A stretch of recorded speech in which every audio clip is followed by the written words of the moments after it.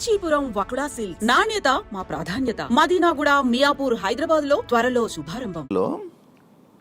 మనం మనకు మనం చూపించుకోవాలి, అవును, అదొకటి ఇంపార్టెంట్ అంటారు. అవును. నువ్వు చాలా ఫ్రీగా మామూలుగా ఎలా ఉంటావు, దానివల్ల ఏమైనా ఇబ్బంది ఉందా? ఏం లేదు దానివల్ల ఏం లేదు. నీకు ఎందుకు చూపించుకోవాలనుకుంటారు? మామూలుగా మర్యాద కోసం అంతే. ఇప్పుడు ఏంటంటే ఇప్పుడు సింపుల్గా చెప్పాలంటే నీకు ఒక మూవీ సెట్కి నేను చెప్తా సింపుల్. నేను కారు కొనలేదు అప్పుడు, ఎందుకంటే నాకు ఏమో కారు అవసరం ఏముందిలే, దగ్గర అయితే బైక్లో పోదాము, కొంచెం దూరం అయితే కనుక కంపెనీ కార్ వస్తుంది కదా అనుకునేవాడిని. ఒక సినిమా ఒప్పుకున్నాం. ఆయన ఏంటంటే ఎన్ఆర్ఐ, అమెరికాలో బాగా మంచి గవర్నమెంట్ పోస్ట్ అమెరికాలో. తర్వాత ఆయన కొడుకుని హీరోగా లాంచ్ చేస్తాడు. సరే ఓకే అంతా మాట్లాడుకుని దాంట్లో ఫ్రెండ్ క్యారెక్టర్ నన్ను ధనరాజ్ అని అనుకున్నారు. ఫస్ట్ రోజు కృష్ణానగర్కి ఒక కార్ వచ్చింది నా రూమ్ దగ్గరికి, కొత్త ఇన్నోవా. డోర్ దిగానే హీరో వాళ్ళ నాన్న, ప్రొడ్యూసరు, డైరెక్టరు, రైటరు, కో డైరెక్టరు, ఓ వావ్ అనుకొని నేను కూడా ఎక్కిన. రెండో రోజు ఒక కార్ వచ్చింది, వేరే కారు. తీగానే కొందరు సీనియర్ ఆర్టిస్టులు. సరే ఓకే కూర్చున్నా, హాయ్ అండి. మూడో రోజు ఇంకొక కార్ వచ్చింది, ఏసీ పని చేయట్లే, కిటికీలు లేవు. నాది కాదు, ఇంకా కొనలేదు, అదే నేను ఎక్కడానికి ఓకే వచ్చింది. అంటే ఫస్ట్ రోజు ఇన్నోవా పంపించారు, రెండో రోజు ఒక మీడియం కార్ పంపించారు కాలేజ్. మూడో రోజు పంపించిన కారులో ఏమీ లేదు, ఎక్కితే ఫోకస్ పుల్లర్లు, ఈ కెమెరా అసిస్టెంట్లు, లైట్ మెన్లు, ఇది నాకు అర్థం కాదు అని చెప్పి వెళ్ళి కొడేటర్ని అడిగిన. అన్నా ఏందన్నా ఫస్ట్ రోజు ఆ కార్ వచ్చింది, రెండో రోజు ఇది, మూడో రోజు ఇది అంటే, అరే ఫస్ట్ రోజు ప్రొడ్యూసర్ని, హీరోని ఆ కృష్ణానగర్ తుప్పల్లో తిప్పితే ఏం బాగుంటుందిరా, నువ్వు అక్కడ ఉన్నావు అని తెలియదు, ఏదో లొకేషన్ పంపించినావు, వచ్చేసినాం ఇంకా మేము. రెండో రోజు వచ్చేసి సీనియర్ ఆర్టిస్టులు పెట్టాము, వీళ్ళందరూ కృష్ణానగర్లో కష్టపడి ఎదిగి చుట్టుపక్కల ఏరియాలో సెటిల్ అయిన వాళ్ళు. వీళ్ళందరినీ కూర్చోబెట్టి మళ్ళీ అదే కృష్ణానగర్ సందుల్లో తిప్పితే వీళ్ళు గిల్టీగా ఫీల్ అవుతారు. సరే మూడో రోజు వచ్చింది కదా ఈ కార్ ఏంది అన్న, వాళ్ళు ఫోకస్ పుల్లర్లు, కెమెరా అసిస్టెంట్, నీ పక్క ఫ్లాట్లోనే ఉంటారంట వాళ్ళు, ఎలాగో ఆ కార్ వస్తుంది కదా నీకు ఇచ్చిన. ఎందుకన్నా ఇంత అవమానము అంటే, కారు కొనరా దరిద్రుడా అని చెప్పి ఆయన చెప్పాడు. అదేంటంటే ఇండస్ట్రీలో కారు, ఇప్పుడు ఈ వాచ్ ఉంది, మంచి కాస్ట్లీ వాచ్, టీషర్ట్ ఉంది, ఇది జూనియర్ ఎన్టీఆర్ వేసుకున్నాడు బ్రాండ్ బ్లూ ఆరెంజ్, ఆ టీషర్ట్. ఇవన్నీ ఎందుకు అంటే కనుక ఇక్కడ ఈ బట్టి మర్యాద ఇస్తారు. ఇంకొకటి ఏంటంటే, అంటే టాలెంట్ బట్టి మర్యాద ఇస్తారు, అది పక్కన పెట్టండి.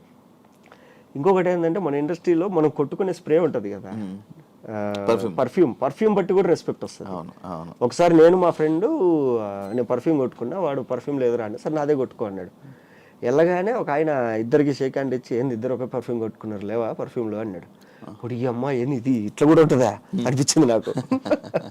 సో అట్లా ఇండస్ట్రీలో అంతే. తర్వాత నేను ఏ రోజైతే కారు కొన్నానో, కారు కొన్నప్పుడు నాకు మార్నింగ్ 5:30కి ఫోన్ చేసే మేనేజరు 7:30కి ఫోన్ చేస్తాడు, సార్ వచ్చారా అని. ఎందుకు, ఓన్ కార్ లేట్గా వచ్చినా పర్లేదు అనేసి. కారు లేనప్పుడు ఏంటంటే పొద్దున్నే తీసుకెళ్ళి 5:30కి పడేసేవాళ్ళు లొకేషన్లో. ఆడ కుర్చీలు ఉండవు, ఎవరు వచ్చిండ్రు, ప్రొడక్షన్ వచ్చిండ్రు, ఆకలి అవుతుంటే కాఫీ తాగుదామంటే ఆ సెట్లో ఏముండదు, అటు ఇటు తిరిగి ఏదో మూలం చూసుకొని కూర్చుంటాను. తర్వాత నుంచి కారు కొనుక్కొని, సార్ ఏ టైంకి రావాలి, ఓన్ కార్ సార్ అంటే, ఓన్ కార్ అయితే 7:30కి వచ్చేయండి సార్, 2 గంటల సేపు అంతే.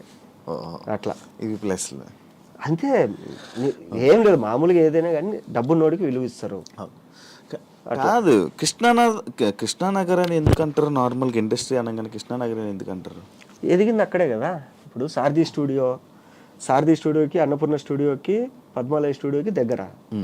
సో టెక్నీషియన్స్ అందరూ అక్కడే ఉండేవాళ్ళు, అందుకే కృష్ణానగర్ అని అంటారు. కృష్ణానగర్ కష్టాలు, కృష్ణానగర్ ఇది. సో ఇప్పటికి కూడా ఇండస్ట్రీ మొత్తం ఆడే కదండి అది. ఇప్పుడంటే మణికొండ అనేది ఒకటి వచ్చింది కాబట్టి మళ్ళీ డెవలప్ అటు పోయారు కానీ అట్లా.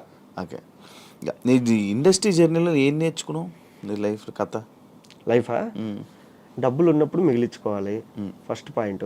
తర్వాత ఏంటంటే ఫేమ్ వస్తుంది పోతుంది, వచ్చినప్పుడు అంటే నీ ఫేమ్ అనేది నీ దగ్గర కనపడకూడదు, నువ్వు లేనప్పుడు నీ ఫేమ్ కనపడాలి. అరే పలానోడు అమ్మ ఆ సినిమాలు చేస్తాడు, అద్దురా ఇద్దురా వాడు, ఇద్దురా అంటారు.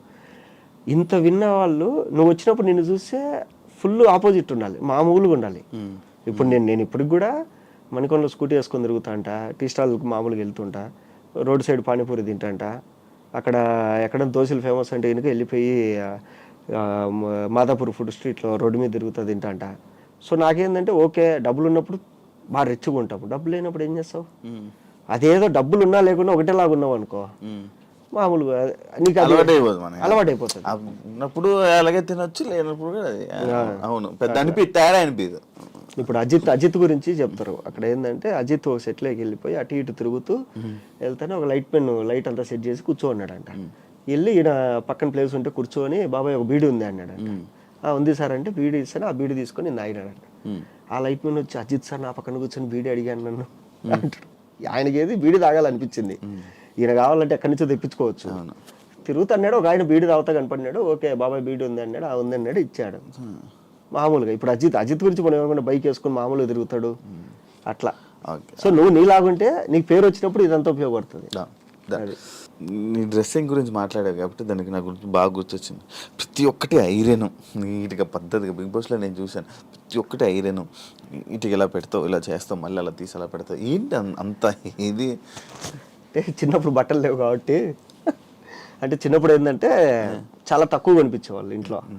సో అవే వాడుకోవాలి. అవి కూడా ఏంటంటే ఇప్పుడు నీ దగ్గర ఏదైనా కొత్త డ్రెస్ ఉందంటే ఒక 6 నెలలు 8 నెలలు మీ రిలేటివ్స్లో ఎవరింట్లో ఫంక్షన్ అయినా అదే కొత్తది ఇంకా. సో అది ఓన్లీ ఫంక్షన్లకే వాడుకోవాలన్నమాట. అదొక షర్ట్, అదొక ప్యాంటే. సో అట్లా ఏంటంటే చిన్నప్పుడు బట్టలు అనేది పెద్దగా ఉండేవి కాదు. ఇప్పుడు ఏంటంటే చిన్నప్పుడు ఇంకోటి ఏంటంటే స్కూల్లో నేను SPL school people leader. So చాలా నీట్ గా ఉండాలి. హెయిర్ కట్ మెయింటైన్ చేయాలి. మా PT సార్ ఇలా పట్టుకుంటాడు, జుట్టు అందిందంటే కనుక హెయిర్ కట్ చేసుకొని రావాలి. సో అలాగేందంటే నాకు స్కూల్లో ఒక 4 సంవత్సరాలు ఎవ్రీ ఇయర్ స్కూల్కి నీట్గా వచ్చే వాళ్ళకి అవార్డు ఇస్తారు కదా, దాంట్లో నాకే వచ్చింది 4 ఏళ్ళు. సో మంచిగా డబుల్ పెద్ద లాంగ్ టై ఉండేది, మర్చుకొని వేసుకుంటారు కదా ఆ టై. నా బట్టలు ఏంటంటే మార్నింగ్ ఐరన్ చేసుకొని వెళ్తా, మధ్యాహ్నం ఇంటికి వచ్చి మళ్ళీ ఐరన్ చేసుకొని మళ్ళీ వెళ్తా. సో హెయిర్ కట్ అలాగే మెయింటైన్ చేసేవాడిని, షూ పాలిష్ అలాగే మెయింటైన్ చేసేవాడిని. అది ఏంటంటే ఒకటి అలవాటు అయిపోయింది. అంటే ఎలాగో మన దగ్గర డబ్బులు లేవు, దరిద్రులము, కనీసం బట్టలన్నా నీట్గా వేసుకుంటే మర్యాద ఇస్తారు కదా అనేది. ఇప్పుడు ఇండస్ట్రీకి వచ్చినాక ఏమైపోయిందంటే బ్రాండ్ల మీద వచ్చేసింది. ఇప్పుడు ఏదైనా ఒక బ్రాండ్ పడింది, ఓకే ఆ బ్రాండ్ తీసేసుకుని. ఇప్పుడు ఈ వాచ్ ఉంది, ఇది డైరెక్టర్ అట్లీ చేతిలో చూసినా నేను. ఓహో అట్లీ వేసుకున్నాడంటే ఇదేదో పెద్ద తోపు, తెచ్చేసుకుందాం. ఈ టీషర్ట్ వచ్చి జూనియర్ NTR ఒక చోట వేసుకున్నాడు బాంబేలో, బ్లాక్ కలర్ది. ఇదేదో బాగుంది బ్రాండ్, ఏం బ్రాండ్ అబ్బా అని చెప్పి స్క్రీన్ షాట్ తీసుకొని ఇది ఎక్కడ దొరుకుతుంది ఎత్తుకొని తెచ్చుకోవడము. సో మొత్తం ఇంకా అవి హ్యాండిల్ చేస్తున్నాం. అదే అయింది. అంటే అదే సైకలాజికల్గా అంటారు కదా, సైకలాజికల్గా ఏంటంటే నీ దరిద్రం నీ దగ్గర ఉండాలి కానీ బయటోడికి కనపడకూడదు. సో అవన్నీ కవర్ చేసుకోవాలంటే మంచి బట్టలు వేసుకోవాలి. నేను ఒకప్పుడు కూడా సేమ్ తెలుసా, నా దగ్గర ఒక షర్ట్ ఉండేది, ఒక షర్టు. ఆ షర్ట్నే మనకి స్కూల్ సాటర్డే ఎప్పుడు సివిల్ డ్రెస్ వేస్తారు, ఎవ్రీ వీక్ అది వేసుకునేవాడిని. ఎవ్రీ సాటర్డే అదే షర్ట్. నన్ను స్కూల్లో అడిగారు ఎందుకు ప్రతిసారి ఇదే షర్ట్ వేసుకుని వస్తున్నాను, నా ఫేవరెట్ షర్ట్ అని చెప్పేవాడిని. తెలుసా, ఉంటుంది చాలా మంది.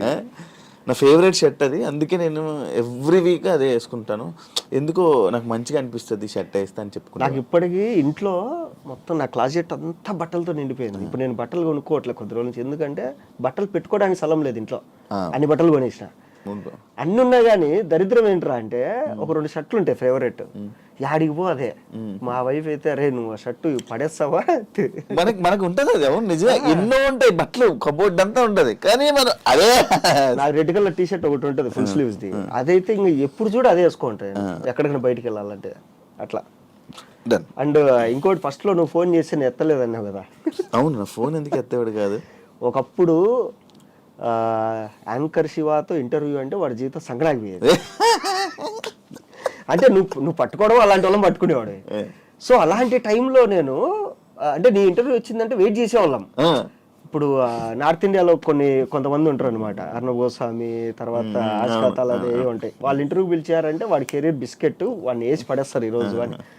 అలాగా నువ్వు ఫోన్ చేసి ఒకసారి ఫోన్ చేసి ఉంటే ఎత్తిన యాంకర్ శివ అంటే చెప్పు బ్రదర్ ఇట్లా ఇంటర్వ్యూ కావాలని. కానీ సరే నేను తర్వాత చెప్తా అన్న. తర్వాత నేను 2 రోజులు నిద్రపోలే.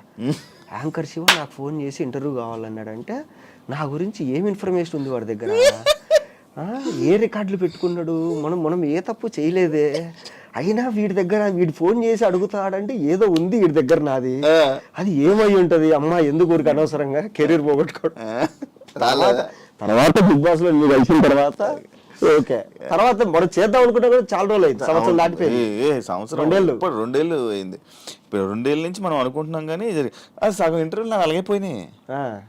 ఈ పిలిచడంటే ఏదో ఉంది ఎందుకులే వెళ్ళడం అని చెప్పి రారు. అది కాదురా బాబు. ఇప్పుడు కూడా నేను వస్తా అంటే మా వైఫ్ శివ ఏమైనా కాంట్రవర్సీ అడుగుతాడేమో జాగ్రత్తగా ఆన్సర్ చెప్పండి. ఏముంది కాంట్రవర్సీ అడగడానికి, ఏమీ లేదు, వాడు నేను అన్ని మాట్లాడేసుకున్నాము, ఏమీ లేదు మా ఇద్దరికి. అది 3 నెలలు మాట్లాడాం. అయితే